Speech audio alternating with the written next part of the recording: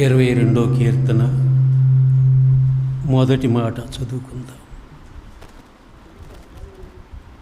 నా దేవా, నా దేవా, నీవు నన్నేలా విడనాడితివి? నన్ను రక్షింపక నా ఆర్తధ్వని వెనక నీవేలా దూరముగా ఉన్నావు. ఈ వచనములో యేసు ప్రభు యొక్క మరణాన్ని గురించి కీర్తనకారుడైనటువంటి దావీదు కొన్ని సంవత్సరాల నాడే ముందుగానే ప్రవచించి చెప్పాడు. యేసుక్రీస్తు వారు ఈ లోకానికి రావాలి, అందరి పాపముల కొరకై శిలువలో వేలాడాలి, చివరి స్థానములో ప్రాణం పోయే ముందు ఈ మాట పలికాడు. బాధలన్నీ అనుభవించాడు. ఒక తోటలో పట్టబడ్డాడు. ఆయన్ని కొట్టారు, తిట్టారు, నెట్టారు, శిలువ మోయించారు. అలిసిపోయేటట్లుగా ఆయన్ని కొట్టి శిలువ వేసిన తర్వాత చనిపోబోయే ముందు బాధలు భరించలేక పైన ఎండ మిడిమిడిలాడుతున్న మధ్యాహ్న సమయం, దేహమంతా గాయాలు, బాధలు, నిప్పులు, ఈ బాధలు తట్టుకోలేక శరీరములో ఉన్నాడు కనుక ఈ మాట పలికాడు. నా దేవా, నా దేవా, నన్నేలా విడనాడితివి? యేసుక్రీస్తు వారు ఆయన్ని విడనాడకుండా ఆ సమయములో ఆదరించినట్లయితే ఆయన వచ్చి ఆయన బాధలు తొలగించినట్లయితే మనకు రక్షణ వచ్చేది కాదు. మనము రక్షించబడే వాళ్ళము కావు. దేవుడు తన కుమారుడు బాధపడుతూ ఉంటే ఆయన అటు తిరిగి ప్రభు వైపుకు చూడకుండా తన ముఖము తిప్పుకున్నాడు. ఎన్ని బాధలైనా పడు, లోకము రక్షించబడాలంటే, పాపి రక్షించబడాలంటే ఆయన పొందవలసిన బాధలన్నీ అనుభవించాల పూర్తిగా. దెబ్బలు తిన్నాడు, తిట్టులు తిన్నాడు, ఉమ్ము వేయించుకున్నాడు, దేహమంతా చిరుగుపోయి కొరడా దెబ్బలకి రక్తశక్తి అయిపోయి ఎండలో నిలువున వేలాడుతున్నప్పుడు ఆయన బాధలు అధికమైపోయి తట్టుకాలేని స్థితిలో ఈ కేక వేసి, నన్నేలా విడనాడితివి? నన్ను రక్షింపక నా అర్థధ్వని నీవేలా దూరముగా ఉన్నావు వినకుండా? దేవుడు దూరముగా ఉండకుండా ఆయన మీద జాలిపడి దగ్గరికి వస్తే లోకమంతా దూరమైపోయేది. నరకానికి వెళ్ళాల మనం. మనందరి రక్షణ కొరకై లోక పాపమును ఆయన మీద మోపి ఆయన భరించలేని బాధలో ఈ కేక ఆయన వేసినప్పుడు తండ్రి అట్లాగే ఊరుకున్నాడు. ఆయన ఊరు కాకపోతే, జాలిపడినట్టయితే మనందరిని వదిలేయాల్సి వచ్చేది. మనందరి రక్షణ కొరకు తన కుమారుణ్ణి శిలువలో వదిలివేశాడు. మనము ఆరాధించేది ఆ కేక వేసిన ప్రభువుని ఆరాధించడానికి మనం వచ్చాము. 15వ వచనం చూడండి. 15వ వచనములో, నా బలము ఎండిపోయి 33 సంవత్సరాల వయసులో యవన దేహము, రక్తము చేత నిండిన దేహము సౌందర్యము కలిగిన దేహము. ఆయన గురించి ఇంకా నా ప్రియుడు ధవళవర్ణుడు రత్నవర్ణుడు 10,000 మందిలో గుర్తింపదగినవాడు అని ఉంది. అటువంటి ధవళవర్ణుడైనటువంటి ప్రభు చిల్ల పెంకువలే అయిపోయింది. నా బలము ఎండిపోయి సొగసుగా ఉన్న అందసందాలతో కూడిన ఆ దేహము, యవన దేహము, 33 సంవత్సరాల వయసులో ఉన్న మంచి యవన ప్రాయములో ఎండిపోయాడు. ఆయన చిల్ల పెంకువలే ఎండిపోయాడు. ఆయన మీద పడిన దెబ్బలు ఎన్నో చెప్పలేవు. ఆ దేహములో ఉన్న అందమంతా మారిపోయి చూడటానికి వికారుడైపోయాడు. యెషయా గ్రంథం 53 అధ్యాయములో చూడనొల్లని వాడు అని ఉంటుంది. అక్కడ చూడనొల్లని వాడు, ఆయన చూస్తే వికారముగా ఉండి చూడలేకపోతున్నారు ఎవరు. చూడనొల్లని వాడైపోయాడు, చెల్ల పెంకువలే ఎండిపోయాడు. నా నాలుక నా దవడను అంటుకొని ఉన్నది. 3.5 సంవత్సరాలు లోకానికి ఆ నోటితో ఆ నాలుకతో ఎన్ని అద్భుతమైనటువంటి కార్యాలు చేశాడో, ఎన్ని ప్రసంగాలు చేశాడో, ఎంతమందికి ఆదరణ కలిగించాడో, ఎంతమందికి స్వస్థత కలిగించాడో, చెప్పలేనంత మందికి స్వస్థత కలిగించాడు. అటువంటి నోరులో ఉన్న నాలుక ఎండిపోతూ ఉంది. నా నాలుక దవడకు అంటుకొని ఉన్నది. ఏమీ లేకుండా శక్తిహీనుడైపోయి నాలుక ఎండిపోతూ ఉంది. యేసుక్రీస్తు వారి ప్రేమ ఇందులో కనబడుతూ ఉంది. తండ్రి ప్రేమ ఇందులో కనబడుతూ ఉంది. ఒక పాపి కొరకు, పనికిరాని నీచుల కొరకు ఒక నిజమైనటువంటి పాపము లేని పుణ్య పురుషుడు ఇన్ని బాధలు అనుభవించటం, అది మనం చెప్పలేనంత భాగ్యం. అది నా నాలుక దవడను అంటుకొని ఉన్నది. నీవు నన్ను ప్రేతల భూమిలో పడవేసి ఉన్నావు. ఆ సౌందర్యవంతుడు, మంచి గృహాలలో ఉండాల్సిన వాడు ప్రేతల భూమిలో పడవేశను. ఆ స్థలం ఎటువంటిది అంటే, తప్పు చేసిన వారిని, హత్యలు చేసిన వారిని శిలువ వేసి చంపే శాపగ్రస్తమైన భూమి అది. అక్కడ చనిపోయిన వారి శవాలు ఎండిపోయి దట్టాలుగా పడి ఉంటాయి. పుర్రెలు కలిగిన స్థలాలు, ఎముకలతో నిండిన స్థలం అది. ఆ కల్వరి కలవరపోయే స్థలం అది. ఎంతోమందిని రోమా గవర్నమెంట్ వారు శిలువలు వేసేవాళ్ళు. అక్కడ ప్రమాదమైన తప్పులు చేసిన వాళ్ళని తీర్పులో శిలువ వేసే అంత తప్పు చేసిన వారిని నిలువున వేలాడదీసి చంపి ఆ దట్టాలు అక్కడ పడిపోయి ఉండేవి. ఆ దట్టాలు కలిగినటువంటి భూమి, పుర్రెలు కలిగిన భూమిలో, ప్రేతల భూమిలో పడవేశాడు. ఆ స్థలములోకి ప్రభువుని తీసుకుని వెళ్ళి ఆ శిలువలో వేలాడదీశారు.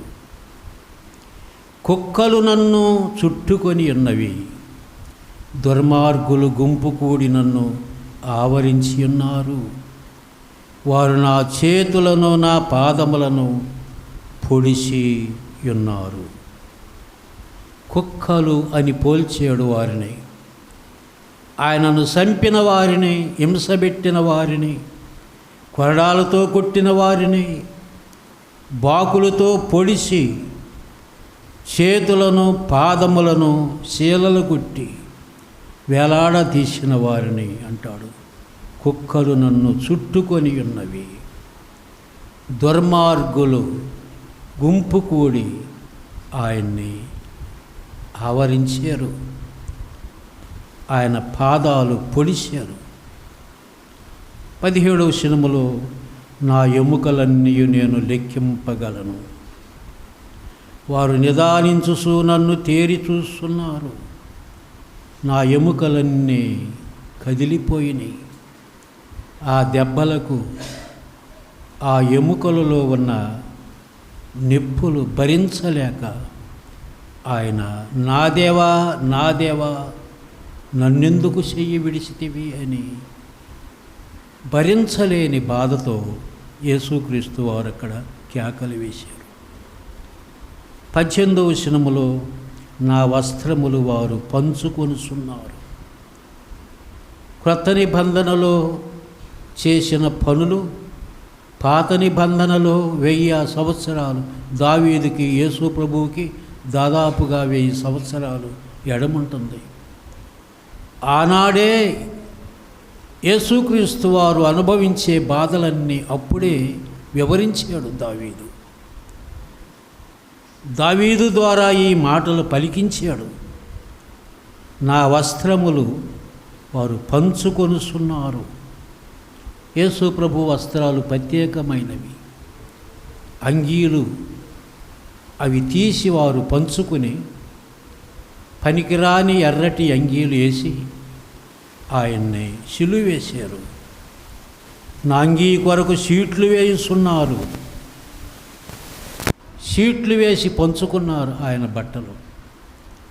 యేసుక్రీస్తు వారు మన కొరకు ఎన్ని విధాల శ్రమలు పడ్డాడు. ఎందుకు పడ్డాడు అంటే మనందరము రక్షణ పొందాలని, మనందరికీ వచ్చిన తీర్పు మన మీద లేకుండా తప్పించి ఆయన పొంది మనకు శాంతిని కలిగించటానికి ప్రభువు ఈ కార్యం చేశాడు. మత్తయి సువార్తలో ఈ మాటలు నెరవేర్పు కాలములో మత్తయి సువార్తలో యేసుక్రీస్తు వారు నెరవేర్చాడు. 27వ అధ్యాయములో మత్తయి సువార్త 27వ అధ్యాయములో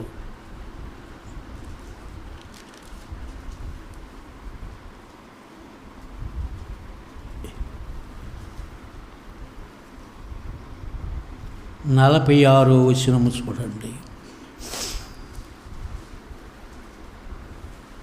ఇంచుమించు 3 గంటలప్పుడు యేసు ఏలీ ఏలీ లామా సమక్త అని బిగ్గరగా కేక వేశాను. ఆ మాటకు నా దేవా నా దేవా నన్నెందుకు చెయ్యి విడిచితివి అని అర్థము. కీర్తనాకారుడు 22వ అధ్యాయములో పలికిన మాట ఇదే. నా దేవా నా దేవా నన్నెందుకు చెయ్యి విడిచితివి. ఎప్పుడు ఆ మాట పలికింది? ఇంచుమించు గంటలు ఇక్కడ చెప్పాడు. ఇంచుమించు 3 గంటలప్పుడు, మధ్యాహ్నం 3 గంటలప్పుడు, 3 గంటల వరకు ఎండలో కమిలిపోయాడు, కరిగిపోయాడు, మైనమోలే కరిగిపోయాడు. ఆ టైములో బాధలు పడలేక, విస్తారమైనటువంటి బాధ అనుభవించలేక ఈ మాట పలికాడు. నా దేవా నా దేవా. కీర్తన గ్రంథములో కూడా ఇదే చదివాం. నా దేవా నన్నేలా చెయ్యి విడిచితివి అనే మాట, ఈ పలికిన మాట అప్పుడే దేవుడు పలికించాడు. దానిని మత్తయి సువార్తలో నెరవేర్చాడు.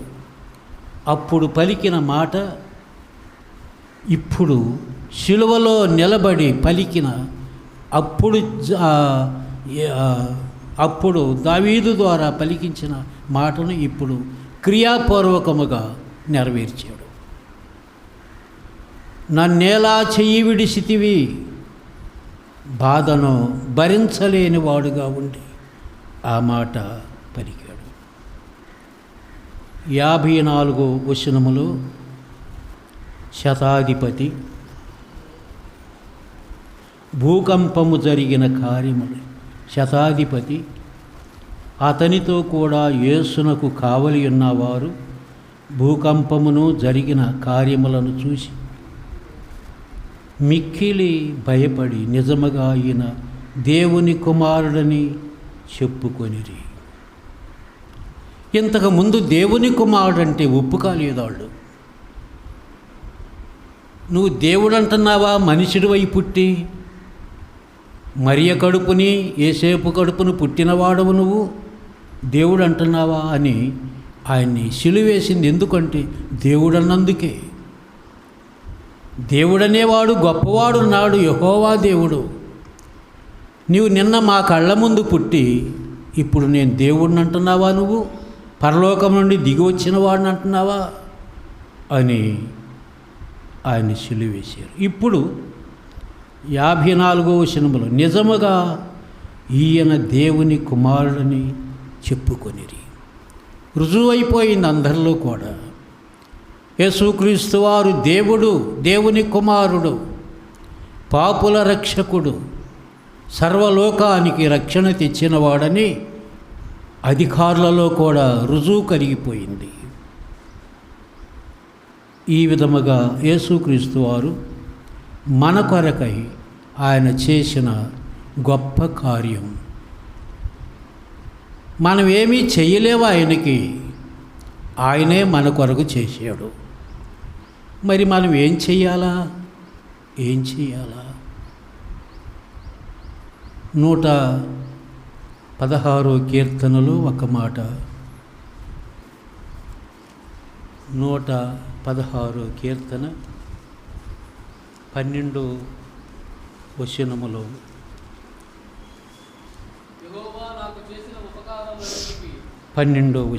యెహోవా నాకు చేసిన ఉపకారములన్నిటికీ ఏమి చెల్లించుదును? రక్షణ పాత్రను చేతబట్టుకొని ప్రార్థన చేస్తాను. ఇప్పుడు మనం దేవునికి ఏం చేయాలా? మన కోసం ఇంత గొప్ప కార్యం చేస్తే మనము చేయాల్సిన పని ఏంటి అంటే, మనము ఏమి చేసినా తీరదు. ఆయన అనుభవించిన శ్రమలకు, మనకు అనుగ్రహించిన రక్షణకు ఏమీ చేసినా తీరదు. మనకున్నవన్నీ కూడా వెళ్ళి సమర్పించిన తీరదు ఆ రుణం. మనము చేయాల్సిందేమంటే, యెహోవా నాకు చేసిన ఉపకారములన్నిటికీ నేనే ఆయనకి ఏమి చెల్లించుదును? రక్షణ పాత్రను చేతబట్టుకొని యెహోవాకు కృతజ్ఞతాస్తుతులు చెల్లించాలి. ఆయనకి మనం స్తుతులు చెల్లించే పని ఉండాలి మనది. ప్రతి ఒక్కరూ ఆరాధన చేసేవాళ్ళు స్తుతులు చెల్లించి ఆరాధన చేయాలి. దేవా, నా కొరకు నీవు ఇన్ని శ్రమలు అనుభవించావు, నా కొరకు నువ్వు పొందిన దెబ్బలు, గాయములు ఇవన్నీ తలపోసుకుంటే మనము ఆయన యొద్ద నిలబడటానికి ఏమీ పనికిరాని వాళ్ళం మనం. ఆయన బల్లను సమీపించి బల్ల మీద ఉన్న రొట్టె రసములు తీసుకోవటానికి యోగ్యత లేని వారం మనం. అయితే దేవుడు మనకి యోగ్యత ఇచ్చాడు. మీరు దేన్ని తీసుకోండి. ఎట్లా తీసుకోమన్నాడు? మనము రక్షణ పాత్రగా ఉండి రక్షించబడాలా, మారు మనసు పొందాలా. ఆ రక్షకుడైన యేసుక్రీస్తు వారి పాత్రలో మనము చెయ్యి వేయాలంటే ఆయనకు స్తోత్రాలు సమర్పించాలి. ఆయనకు స్తుతించటమే, ఇంకేం చేసినా తీరదది, సరిపోదు. నోరారా హృదయపూర్వకముగా యేసుక్రీస్తు వారిని స్తుతులు చెల్లించాలి, ఆయనకి వందనములు చెల్లించాలి. ఎన్నడూ మరవకూడదు, ఆరాధన మరవకూడదు. దేవుని నమ్మిన వారు ఆరాధన విడిచిపెడితే, ఆయన్ని మరిచిపోతే ఆయన్ని అలక్ష్యము చేసినట్టే, గౌరవించనట్టే, అవమానంగా చూసినట్టే. ఆయనను నమ్ముకున్న వాళ్ళు రక్షణా పాత్ర, రక్షించబడిన వాళ్ళై వాళ్ళే ఒక పాత్రగా ఉండి ఆయనకి కృతజ్ఞతాస్తుతులు చెల్లించాల. ఆయన బల్ల యొద్ద చెల్లించాల. 14వ వచనములో యెహోవాకు నా మొక్కుబళ్ళు చెల్లించెదను, ఆయన ప్రజలందరి ఎదుట చెల్లించెదను. సంఘములో దేవుని ఎదుట మనం ఆయనకి స్తుతులు చెల్లించాలి.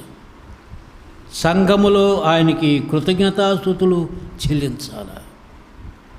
ఆయన మన కొరకు చేసిన ఉపకారములకు, ఏ ఉపకారము, అన్ని ఉపకారముల కంటే ఆయన ప్రాణాన్ని మనకు దానముగా చేసిన ఉపకారం గొప్పది. యేసు ప్రభువుకి మనం ఏమి ఇచ్చినా అవి పనికిరావు. హృదయాలు తెరిచి హృదయపూర్వకముగా ఆయన ప్రేమకు తగినంతగా స్తోత్రాలు, స్తుతులు చెల్లించి ఆ పాత్రలో మనం పాలిభాగాన్ని తీసుకోవాలి. మన ఎదుట ఉంచబడిన పాత్రలు ఉన్నాయి. ఆయన శరీరం, ఆయన రక్తం. శరీరానికి బదులుగా, రక్తానికి బదులుగా ఒక రొట్టెను, ఒక రసపాత్రను ఇచ్చాడు.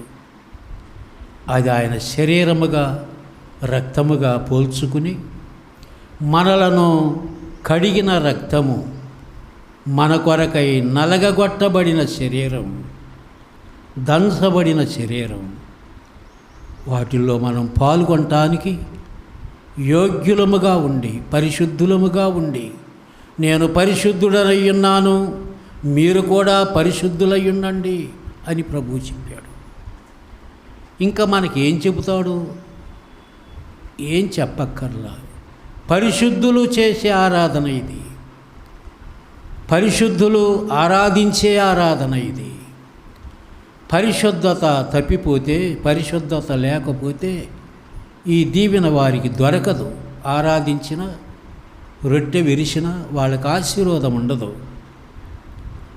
దేవుని ఆశీర్వాదాలు మన మీదికి కుమ్మరించబడాలంటే మనం పరిశుద్ధులముగా ఉండి, పరిశుద్ధుడైన యేసుక్రీస్తు వారి శరీరములో, రక్తములో పాలిభాగాన్ని తీసుకోవాలి. పరిశుద్ధత లేకుండా ప్రభువుని చూడడు అని మనకు వాక్యం ఉంది. పరిశుద్ధత లేకుండా చెయ్యి వేస్తే అపరాధులవుతారు అని క్రొత్త నిబంధనలో ఉంది. ఆ కొరింథీయులకు రాసిన పత్రికలో ఒక మాట చదువుదాం. 11వ అధ్యాయంలో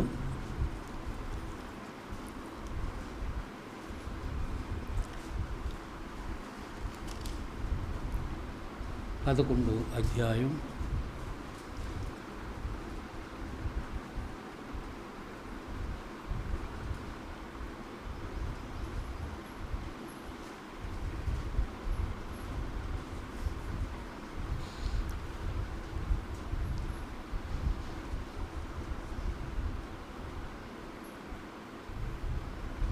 28వ వచనం.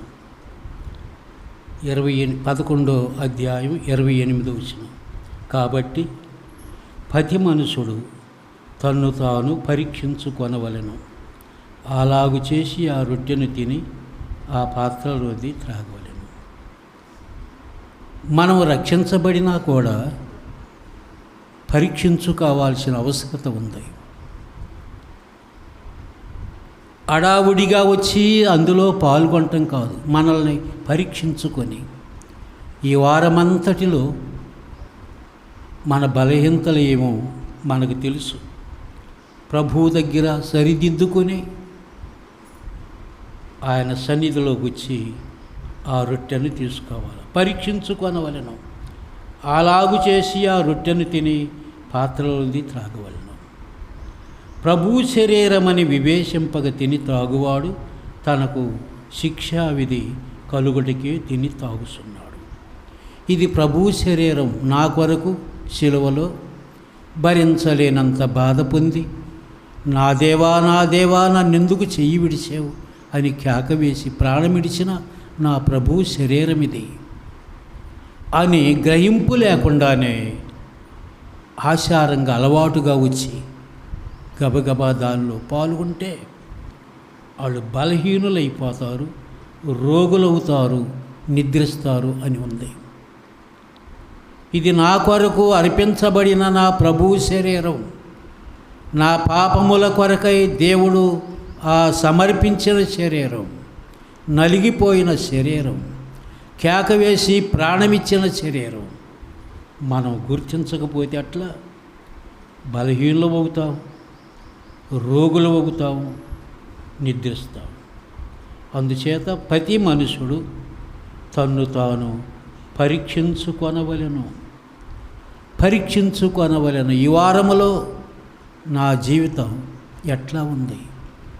గత వారములో రొట్టె విరిసాను, మళ్ళీ వారానికి వచ్చే ఈ మధ్య రోజుల్లో నేను ఎట్లా ఉన్నాను అని పరీక్షించుకొని అలాగు చేయాలి.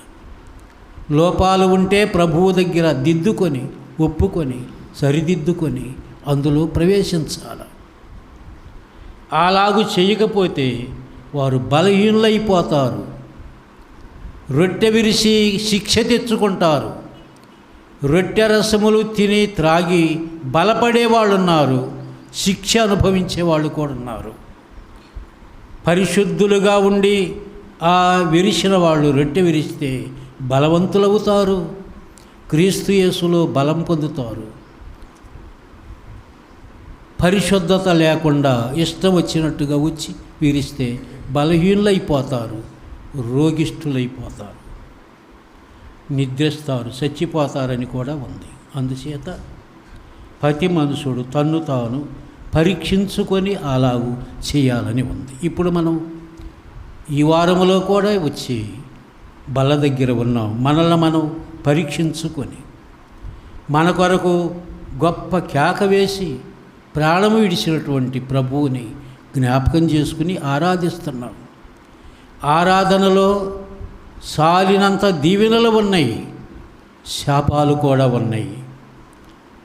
సరైన భావంతో లేకపోతే రొట్టె తీసుకుంటే శాపాలు వస్తాయి, మంచి భావనతో తీసుకుంటే ఆశీర్వాదాలు దొరుకుతాయి. మనము మన ప్రభువు ఎదుట, ఆయన బల్ల ఎదుట ఆశీర్వచనపు పాత్ర, దీవించబడిన పాత్ర, దేవుని చేత మనకు అనుగ్రహించబడిన పాత్ర, దానిలో చేయి వేసే మనం మనల్ని పరీక్షించుకొని అలాగు చేసి దేవునిలో ఆశీర్వాదాలు అనుభవించాలని ఈ వాక్యాలతో మనం హెచ్చరిక పొందుతూ ఉన్నాం. ఇప్పుడు మనం ఆరాధనలోకి వస్తున్నాం.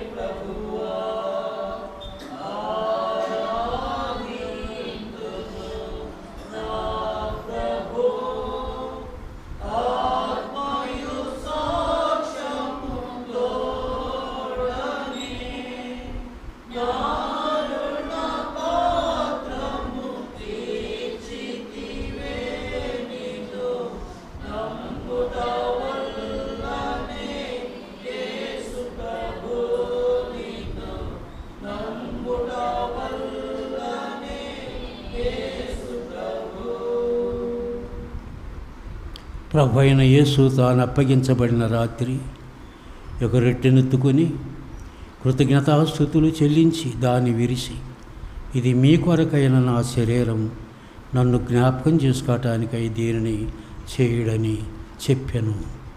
ప్రేమగల తండ్రి, నీకు స్తోత్రాలు చెల్లిస్తున్నాము దేవా. మా కొరకు నీ శరీరమును దేవా మా పాపాల కొరకై అప్పగించి, రొట్టె ఎలాగూ గింజలు విసరబడి పిండి చేయబడి పెను మీద కాల్చబడి రొట్టెగా తయారైన సిలువలోను అలాగు మా కొరకై దేవా రొట్టెగా అయిపోయావు. నా దేవా నన్నెందుకు చెయ్యి విడిచావు అని భరించలేని బాధ అనుభవించావు. అవన్నీ మా పాపాలకి మేమే కల్వరిలో కాదు నరకములో బాధలను పెంచి కేకలు పెట్టాల్సిన మా కేకలు నీవే కల్వరి శిలువలో కేక వేసావు. మా కేకలు తప్పించావు, మాకు రక్షణ ఇచ్చావు. అందుకు నీకు స్తోత్రాలు చెల్లిస్తున్నా. ఆ శరీరానికి బదులుగా సాదృశ్యముగా రొట్టెనిచ్చి ఇది తీసుకోండి, ఇది నా శరీరం అని మీరు చెప్పారు. మేము తీసుకోబోతున్నాం. నువ్వు ఆశీర్వదించి దీవించి మాకు అందించమని యేసునామమున స్తోత్రములు చెల్లించి పంచుకుంటున్నాము తండ్రి. ఆమేన్.